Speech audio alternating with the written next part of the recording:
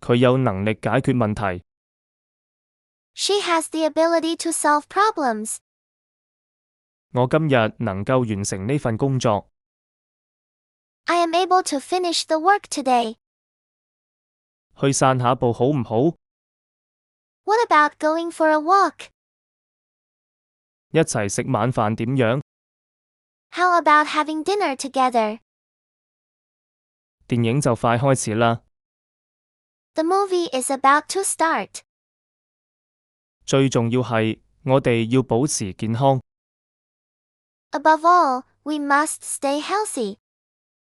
佢今日冇返學。He is absent from school today. 我無意中發現咗呢本書。I found the book by accident. 佢會做團隊負責人。She will act as the team leader. 學生喺課堂上表演呢個故事。The students act out the story in class.